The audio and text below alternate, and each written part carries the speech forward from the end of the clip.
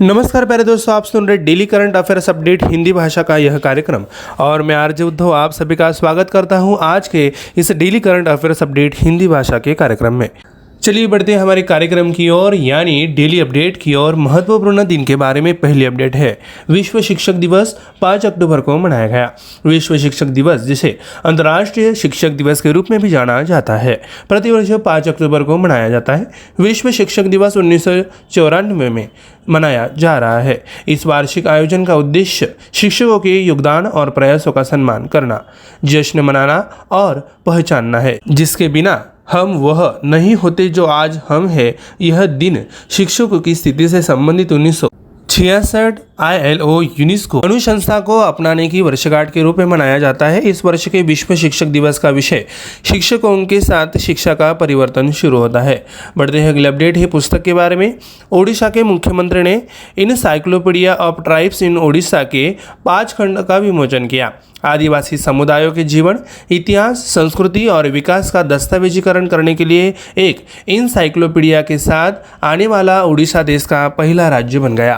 मुख्यमंत्री नवीन पटनायक ने भुवनेश्वर में संग्रहालय परिसर में अनुसूचित जाति और अनुसूचित जनजाति अनुसंधान और प्रशिक्षण संस्थान और उड़ीसा राज्य जनजातीय संग्रहालय द्वारा प्रकाशित encyclopaedia of tribes in Odisha के 5 संपादित खंड जारी किए हैं।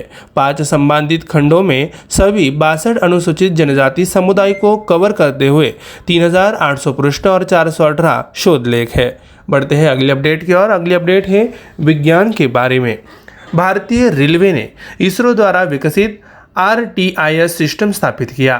भारतीय अंतरिक्ष अनुसंधान संगठन इसरो के सहयोग से विकसित real time train information system ट्रेनों में आगमन और प्रस्थान या रन थ्रू सहित स्टेशनों पर मूवमेंट टाइमिंग के स्वचालित अधिग्रहण के लिए स्थापित किया जा रहा है। रेल मंत्रालय ने यह कहा कि कंट्रोल ऑफिस एप्लीकेशन सिस्टम में उन ट्रेनों के कंट्रोल चार्ट पर स्वचालित रूप से प्लॉट हो जाते हैं। मंत्रालय के अनुसार RTIS 30 सेकंड की अवधि के साथ मिड सेक्शन अपडेट देता है। अगली अपडेट है पुरस्कार के बारे में। दिग्गज अभिनेत्री आशा पारेख को मिला 52वां दादा साहब फाल्के अवार्ड। दिग्गज अभिनेत्री आशा पारेख को नई दिल्ली में दादा साहब फाल्के पुरस्कार से सम्मानित किया गया। यह भारतीय सिनेमा के क्षेत्र में सर्वोच्च मान्यता है। दिल देके देखो, कटी पतंग, तीसरी मंजिल और कारवा जैसी फिल्मों के लिए जाने जाने वाली 79 वर्षीय अभिनेत्री को हिंदी सिनेमा की अब तक की सबसे प्रभावशाली अभिनेत्रियों में से एक माना जाता है। राष्ट्रपति द्रौपदी मुर्मू ने आशा पारेख को दादा साहब फाल्के पुरस्कार प्रदान किया। पुरस्कार से सम्मानित होने के बाद उन्होंने सम्मान के लिए भारत सरकार को धन्यवाद दिया। अगली अपडेट है विज्ञान के बारे में। नवजात मृत्यु को रोकने के लिए असम पोर्टेबल डिवाइस सांस का उपयोग करेगा। अधिकारियों ने कहा कि विशेष उपकरण सांस के साथ नवजात मृत्यु दर को कम करने के लिए एक पायलट परियोजना की सफलता के बाद असम सरकार ने अपने अस्पतालों में बेंगलुरु स्थित एक स्टार्टअप द्वारा विकसित वायुदाब मशीन का उपयोग करने का निर्णय लिया है।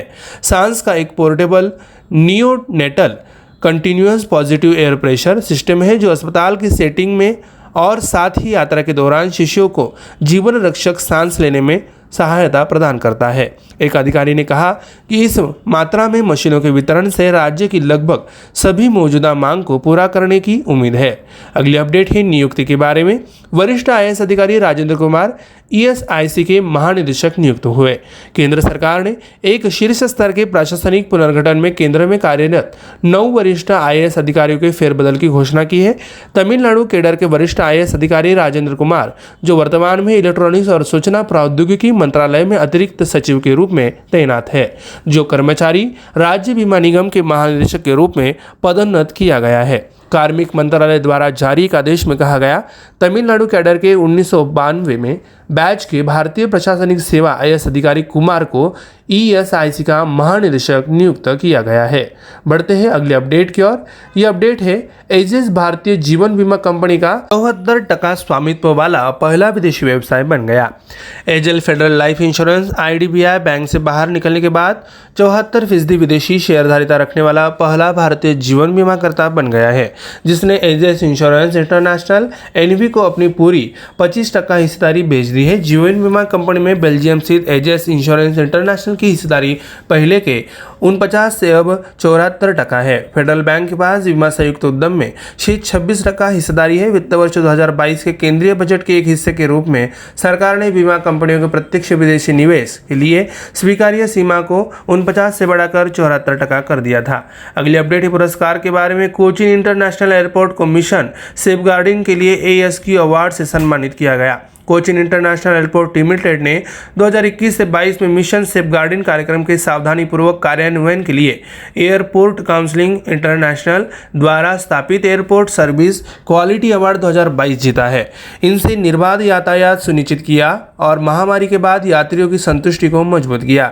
CIAL ने एशिया प्रशांत क्षेत्र में संचालित हवाई अड्डों की 5 से 15 मिलियन यात्री श्रेणी में मान्यता प्राप्त की है। व्यापक सर्वेक्षण पद्धति प्रथाओं के कारण ASI पुरस्कार को वैश्विक विमानन क्षेत्र में सर्वोच्च सम्मान के रूप में मान्यता प्राप्त है। बढ़ते हैं अगले अपडेट की ओर। ये अपडेट है पुरस्कार के बारे में। भारतीय मूल की सुएला ब्रेवरमैन ने जीता प्रथम महारानी एलिजाबेथ द्वितीय पुरस्कार। 10 के भारतीय मूल की गृह सचिव सुएला ब्रेवरमैन को पहली बार महारानी एलिजाबेथ द्वितीय वुमन ऑफ द ईयर पुरस्कार के विजेता के रूप में नामित किया गया है।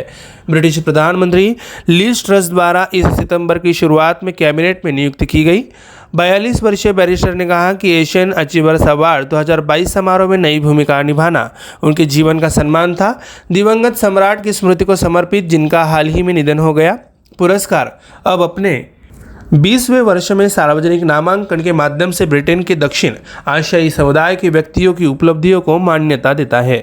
आखिरी अपडेट है अंतर्राष्ट्रीय के बारे में। जॉर्जिया मेलोनी इटली की पहली महिला PM चुनी गई। जॉर्जिया मेलोनी द्वितीय विश्व युद्ध के बाद पहली महिला पंतप्रधान बनी। इटली की धुर दक्षिणपंथी नेता मेलोनी पार्टी आम चुनावों में शीर्ष पर रही। अगली सरकार का नेतृत्व करते हुए वह सभी इंटेलिजेंस की भलाई के लिए काम करेगी। जॉर्जिया मेलोनी 2006 में इटली में चैम्बर ऑफ डेप्यूटीज में शामिल हुई। वर्तमान में ब्रदर्स ऑफ इटली राजनीतिक दल की प्रमुख है और 2020 से यूरोपीय कंजर्वेटिव्स एंड रिफॉर्मिस्ट पार्टी की अध्यक्ष है। उन्हें 2008 से 2011 तक बर्लुस्कोनी IV यानी चौथे मंत्रिमंडल में युवा मंत्री नियुक्त किया गया था। प्यारे दोस्तों, हमारा daily current affairs update Hindi भाषा का यह कार्यक्रम यहीं पे समाप्त हो रहा है।